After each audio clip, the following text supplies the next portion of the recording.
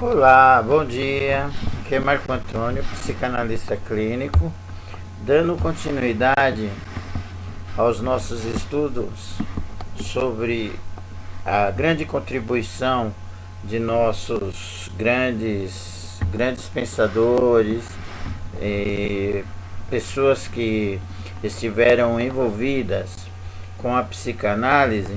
Hoje nós vamos falar de uma mulher que sem ela a psicanálise seria enxergada de outro modo.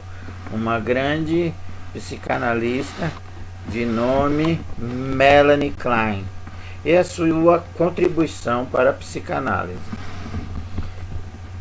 Melanie Klein, nascida em Viena, dia 30 de março de 1882, descobriu algo que viria a tornar-se revolucionário para a psicanálise: que os pensamentos infantis proibidos e conflitantes podem ser expressos por meio da brincadeira. Essa inovadora evidência teve início por acaso. Klein iniciou seu interesse pela psicanálise ao ler aleatoriamente o livro sobre os sonhos de Sigmund Freud e depois, por conta de sua depressão, aprofundou-se na análise com Sándor Ferenczi, íntimo e colaborador de Freud. Com base nas descobertas do pai da psicanálise, ela elucidou os processos mentais primários acumulados no mundo emocional interno das pessoas. Klein foi uma psicanalista infantil, pioneira e polêmica, de influência mundial. Aqui vamos destacar aspectos importantes de sua autobiografia, sua incursão na psicanálise e as principais diferenças em relação a Freud. Vamos lá, então, conhecer um pouquinho de Melanie? Sobre a vida de Melanie Klein. Melanie, de apelido Reyes, é de origem judaica. O pai, Moritz Reyes, aos 44 anos, casou-se com Libussa Deutsch, jovem de 25 anos, que teve 4 filhos. Melanie era a mais nova, entre Emily, Emanuel, Sidone e Sidone. Sua infância e juventude foram marcados por doenças e morte. Entre os anos de 1887 e 1902, morre sua irmã Sidone, o pai e o irmão Emanuel. Emanuel foi seu grande mentor intelectual nessa época. Nessa época, havia entrado para a universidade para estudar medicina, especializar-se em psiquiatria, mas também estudou arte e história, os quais nunca chegou a completar. Casamento com Klein, Melanie casou-se aos 21 anos com o químico Arthur Klein, conhecido pelo seu caráter sombrio e tirânico. O casal teve 3 filhos: Melita, 1904, Hans, 1907 e Eric, 1914. Antes da Primeira Guerra Mundial, mudaram-se para Budapeste. A infância dos filhos foi marcada por episódios de depressões, viagens de internações. Em 1921, Arthur foi para a Suécia e Melanie ficou com os filhos em Berlim. Essa separação resultou no divórcio do casal em 1923.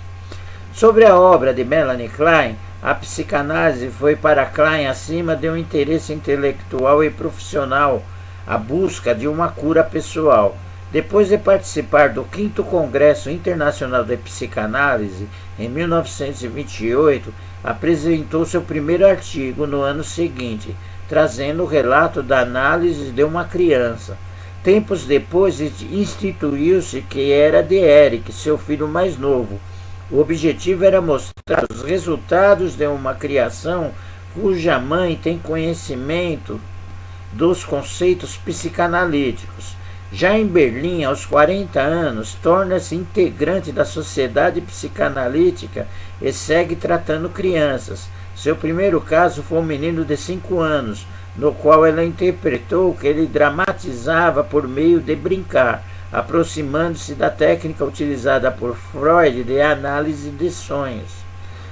Diferença das abordagens de Melanie Klein e Freud, suas ideias relativas ao atendimento de crianças contrariam o pensamento de Freud e de sua filha Ana, enquanto, por um lado, a psicanálise tinha uma perspectiva pedagógica. Melanie explorava o inconsciente infantil. A variação técnica essencial foi a palavra pelo brincar, o que garantiu a proximidade entre crianças e a proximidade de psicanálise de adultos e de crianças. Dessa forma, descobria-se a análise de brincar da criança, play technique.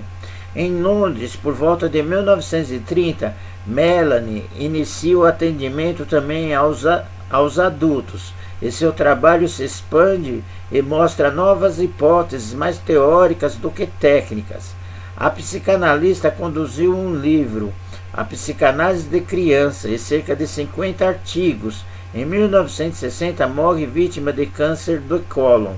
Uma descoberta para o futuro, Klein expandiu o entendimento de Sigmund Freud sobre a mente do inconsciente. Ao analisar a criança, ela explorou o território até então intacto da mente. A consequência foi um complexo de Édipo inicial e as primeiras raízes do superego. O entendimento dos medos mais profundos da criança e suas defesas permitiu trazer contribuições teóricas originais para a psicanálise, principalmente a posição esquizoide e paranoide, a posição depressiva, mostrando como esses estados mentais primitivos têm impacto sobre o adulto.